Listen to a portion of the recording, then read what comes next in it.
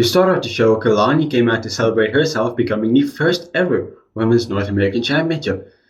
And man, this was a really rough promo. For as good as Kalani is on the ring, her mic skills, they still have a very long way to go.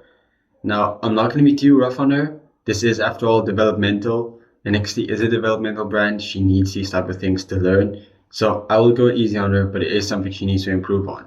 But it was just a bit funny when Jada Parker came out and she was so much better on the mic than Kalani was in just 10 seconds almost. On the topic of Jada Parker, Michin attacked her from behind right after this, which led to a match between the two of them. Now, I've seen a few complaints about Jada Parker's moveset. I don't really get it. I think her moves fit her really well. I think they are really impactful, and I don't think there's a problem with it. I think she still has a long way to go in the ring, but she's really good for how long she's been on our screens in NXT. And I think it should be obvious by now, she's a mega star in the making.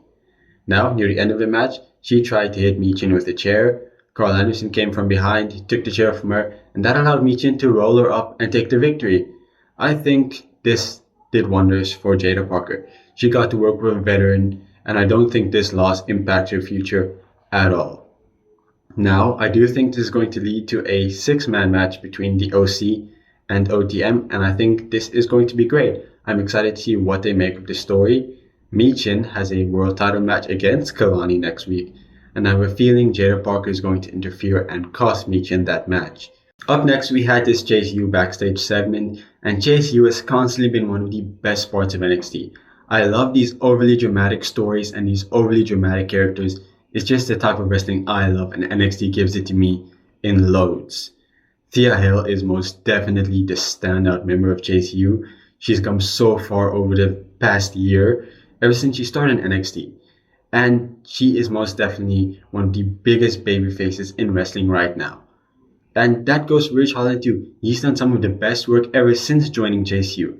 Chase U just makes people better, and I love that. Now, the complaint about Chase U is many people don't think it can work on the main roster. I don't think it can work on the main roster either, but that's why I feel Chase U is going to be one of those things that stays in NXT forever. And then in 20 years, Chase U is still going to be active in NXT, looking a bit different probably, but then we can look back on alumni of world champions, main eventers from WrestleMania, all who come from Chase U.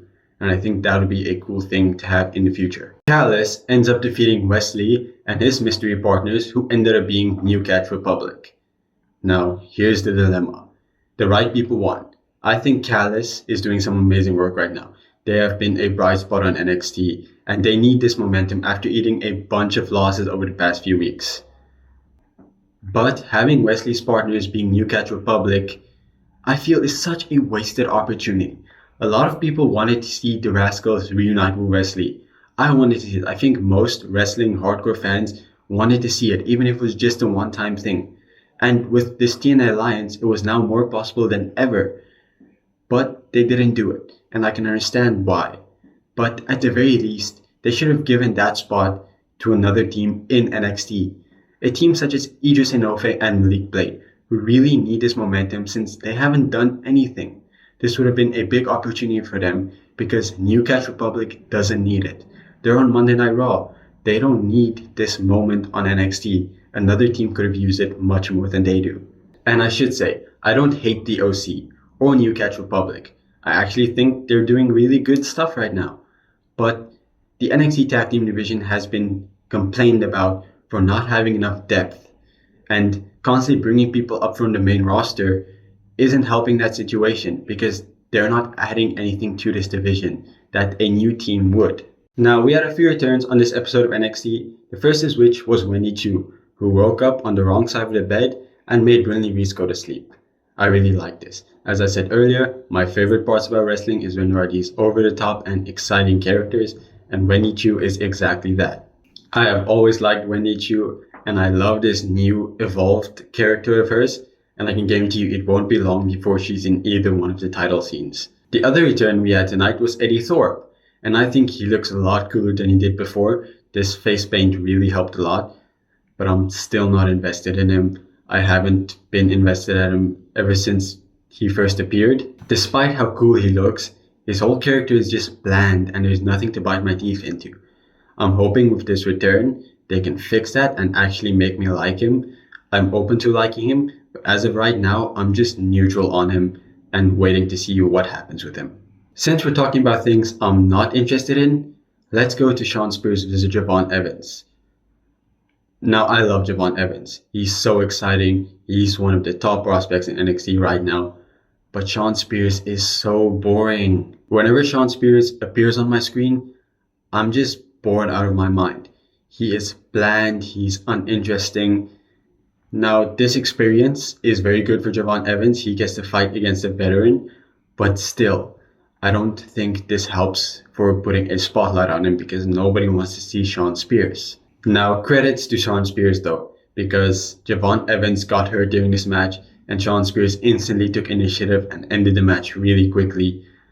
I don't think this is going to hurt Javon Evans at all, but I do hope he's okay and he recovers quickly because that did look brutal and he was even bleeding from the mouth. So I am going to try and find out what happened and I will inform you all, but I hope he's okay. Now, the big talking point of this episode was Cody Rhodes coming down to NXT, and his big announcement was that he announced next week we'll have a 25-man battle royal to determine who will face Trick Williams for the championship next. Originally, my theory was that it's going to be Ethan Page. Since Heatwave is in Canada, Ethan Page is a native there, maybe it would have even included Noam Dar to conclude that story and make it a big triple threat. But I'm not sure at all anymore, because Cody said we will have people from another locker room, which obviously alluded to TNA. And I'm so excited for this. There's so many people in TNA that I would love to see face Trick Williams. My biggest wish is that it'll be Moose and we will have a title versus title match, or maybe just a champion versus champion match. But I'm not going to make any predictions since there is so many options and the field is so wide open and I have no idea what's going to happen. Now later backstage, Cody Rhodes ran into JC Jane and he gave her a gift, which was his old mask. And I love that touch. I would love to see a dashing JC Jane gimmick. I think that could do wonders for her now, especially since she's in the women's title scene again. And I'm hoping this leads to a little push for her because she totally deserves it. And I think she's main roster bound very soon. Next, Lexis King defeats Dante Chen in a Singapore cane match. And this was so brutal. These guys are going to feel those chops and those stick shots for the next few weeks. But it was an amazing match and I think it was very worth it. And seeing all those welts on their body made me cringe so many times. But I think the right man won. Lexis King wins the feud, but Dante Chen comes out looking better than he's ever looked before. And Lexis King was the perfect challenger for Dante Chen, because everybody is always going to hate Lexis King no matter who he faces, and that really elevated Dante Chen, and he definitely capitalized on this momentum. And I'm excited to see how they build on this now, because he's gained so much from this feud. Leading up to the main event of the show, we had Stevie Turner suck up to Ava in her office, telling her what Roxanne Perez was planning on doing in the main event. And that ended up being true. And Roxanne Perez called out Ava, asking her, "You need to thank me for carrying this women's division," essentially. But before Ava could even actually respond, a bunch of women came out, basically trying to get a shot at the women's championship. This all turned out into a massive brawl, leaving Lola Vice and Roxanne Perez the last one standing, teasing a match between the two of them that I think will be amazing. Both these women have a lot to offer, and I think this match specifically could be an absolute banger. Now, I've seen some people question whether or not anyone on this division is at Roxanne Perez's level, and I think tonight this proved that there are women not only on her level, but above her. Now, as I do at the end of all these videos, I give the show a ranking, and tonight's episode was another solid 8 out of 10. NXT is always delivering on a consistent basis, always a good show. You are never disappointed. The show didn't really have anything that stood out too much, but I think they're saving all those surprises for next week. But for this week, it was a really solid show. It progressed everything it needed to progress, and I really enjoyed it. But if you liked the video, please subscribe to my channel, join this community. If you have different opinions than me, leave it in the comments. I'll interact with you.